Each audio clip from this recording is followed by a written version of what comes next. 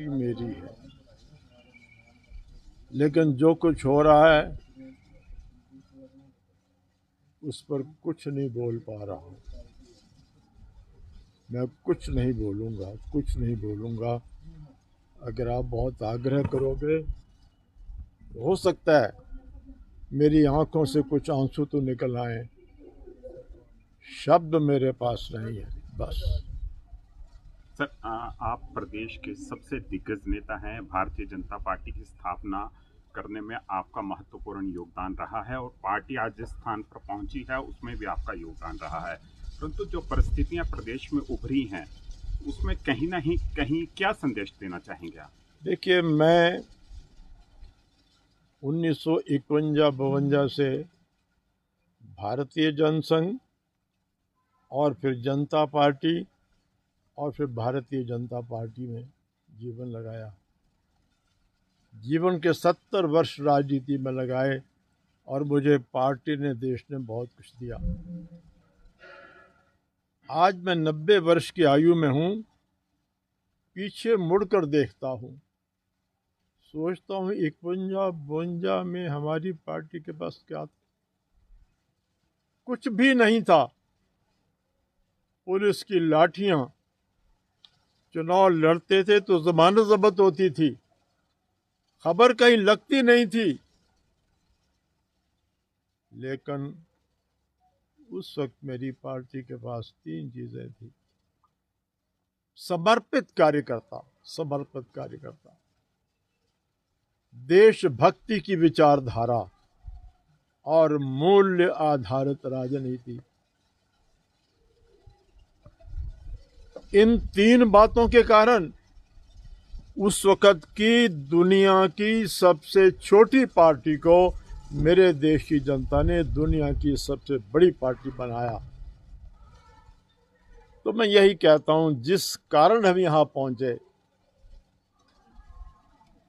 वो बातें हमको छोड़नी नहीं चाहिए।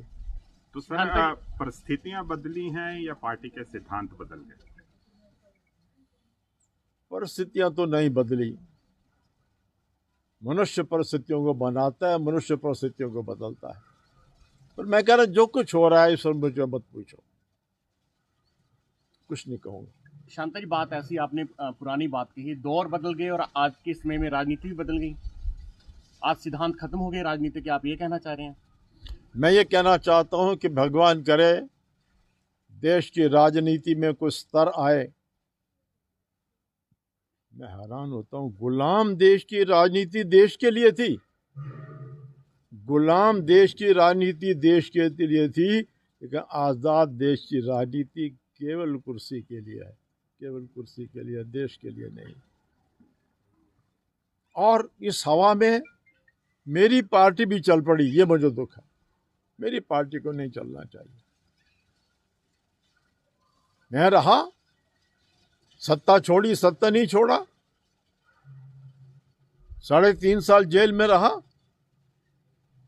मुझे खुशी है।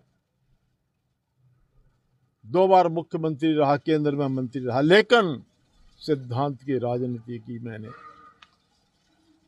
भगवान का बहुत धन्यवाद करता हूं।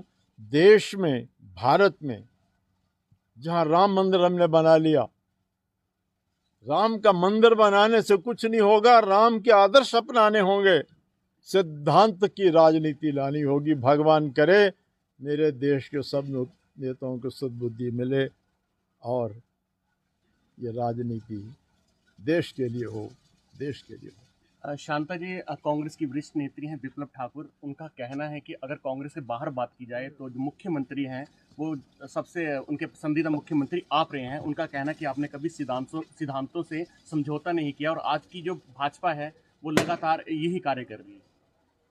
दुर्भाग्य देश का, भगवान करे ऐसा ना हो। भगवान करे नेताओं की सद्बुद्धि मिले, और क्या कर सकता हूँ मैं। धन्यवाद। बहुत धन्यवाद, बहुत धन्यवाद।